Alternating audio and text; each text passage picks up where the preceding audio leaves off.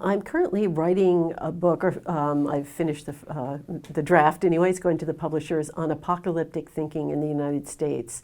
And it's largely about so-called secular apocalyptic thinking and how it influences our understandings of major environmental issues like population and climate change.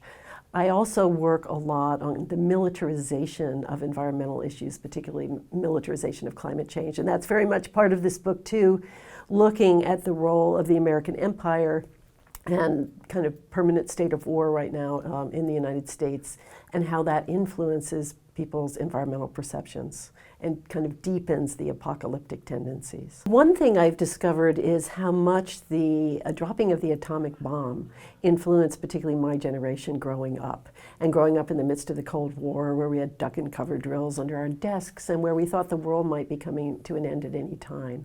So kind of looking at psychologically how that influenced our generation to be more predisposed towards apocalypse, and then how that same frame carries over into things like the population bomb that became popular in the late 60s. And again, even the bomb imagery says something about that framing of thought, and that still very much remains with us. One thing I had also affected me a lot was how utopian movements, it turns out there were lots of utopian and millennial movements in the United States in the 1830s, 40s, and 50s, and very similar to the ones in the 1960s and 70s, in which I participated. I was part of the Back to the Land movement, and how millennial ideas that we can create a new age right away, that the old world is coming to an end, and in the ashes we're building a brand new world and a new Jerusalem, how that also influences environmental thinking and also, and political projects, and especially the millennial part of it is not often helpful. I think the role of the military, it gets touched on, and certainly violence against activists who are trying to, for example, protect forests, that gets touched on or dealt with. People talk about that and organizing against it.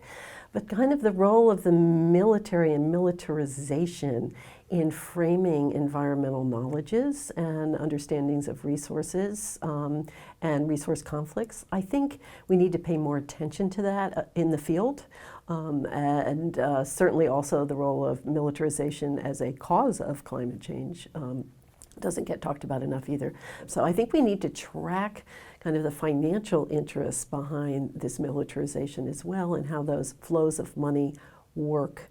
And important to show those very vividly to people so that they understand what's going on. And I'm also very interested in defense think tanks and foreign policy think tanks, where their resources come from, corporate interests in that field as well. And so the nexus between corporate, government, security, very important to look at. And the environmental consequences of further militarization of borders, for example, very important to look at.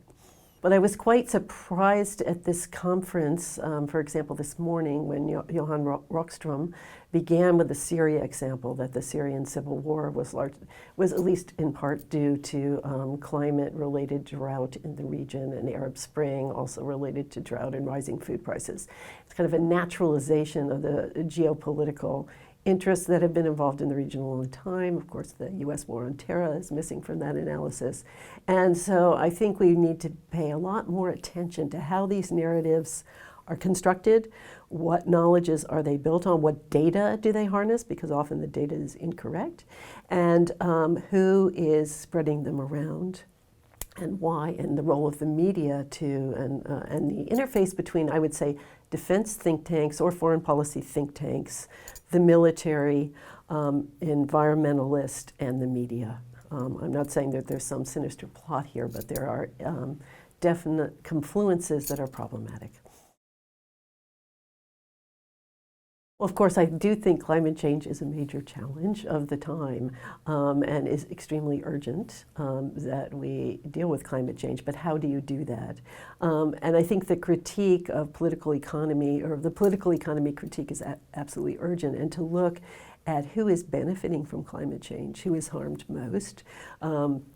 the role of big corporations and, of course, the fossil fuel industry in fueling climate change, and also preventing positive actions. I think one thing that's been pointed to at this conference a lot is the role of local action and movements, and broader also social movements in trying to bring about climate justice, inserting also justice into the center of climate debates. So I think those are things that are really important and they're hopeful time, but it's also a dispiriting time, especially with the concentration of wealth in fewer and fewer hands these days. So I think we really need to talk about that concentration of wealth and what that is doing to the planet, and also how that influences, and neoliberalism, how that influences how we operate in academia and also in social movements. You know, there's real pressure. There are resource pressures of the financial type on movements and academics trying to do critical research.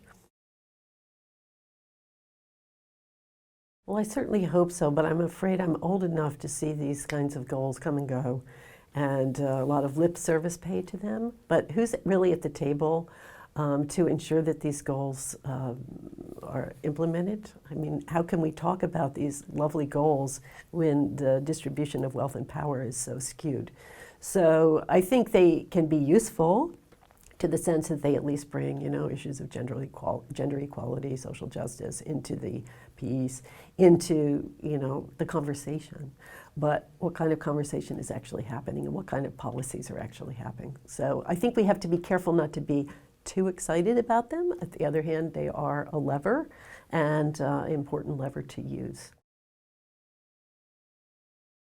I think it's important, I mean, for academics to be at the policy table and researchers and to participate in those conversations, although sometimes it's a bit tricky because your ideas can be misused or your representation at the table is given as a sign that people are very open-minded, you know, and so it's not exactly a co-option process, but it's a process of a public relations process, let's put it that way. I think critical academics can be more powerful if they are also have kind of movement ties or involved in local actions, so that they come from a base of people really trying to put better ideas into practice. And then you sit at the table not just as somebody who's doing research in a library or writing, but you come as somebody who actually has experience on the ground and, you know, a more committed person. And I think also the people in a movement or in a group or in local action help keep you accountable to them in these processes with more powerful interests. I would like to share, I guess, two things. One is that we constantly need to be vigilant about population narratives, because we're also seeing, along with this kind of apocalyptic doom, militarization, a resurgence of neo-Malthusianism, both ideologically and on the policy level. So I think we need to be very attentive to that. That doesn't get talked about quite enough. And simultaneously, like I said before, the absolute importance of looking at militarization and military interests in the framing of climate change and climate insecurity. I think we have to be extremely mindful of that. And the kind of people who came to this conference are really well positioned to take on those militaristic narratives and to you know, show that they're problematic and not true in many cases, and then to come up with better framings. So I think we all have a responsibility to do that in this moment.